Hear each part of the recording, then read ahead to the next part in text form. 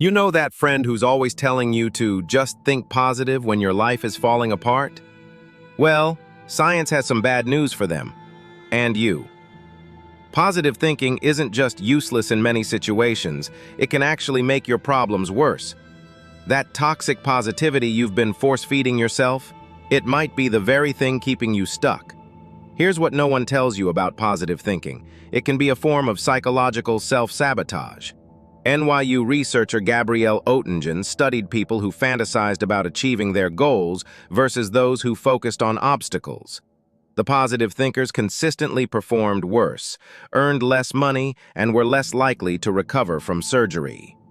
Their brains literally relaxed as if they'd already achieved success. But here's where it gets really dark. Forced positivity can increase depression and anxiety.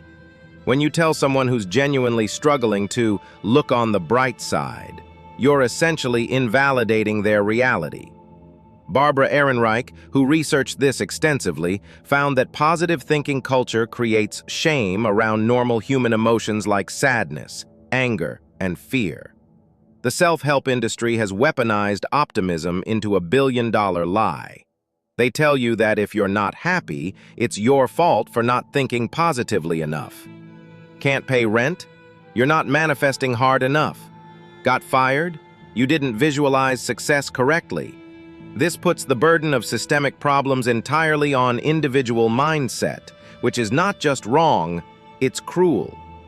Studies show that people in poverty who engage in positive thinking actually become more depressed over time. Why? Because the gap between their forced optimism and harsh reality becomes psychologically unbearable. Meanwhile, wealthy people benefit from positive thinking because their external circumstances can actually support their optimistic expectations.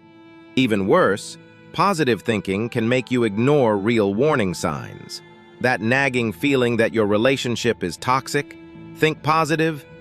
That concern about suspicious symptoms, good vibes only. This kind of thinking doesn't just delay necessary action, it can be genuinely dangerous. But here's what actually works. Realistic optimism. Instead of pretending everything is fine, acknowledge what's actually wrong. Then focus on what you can control.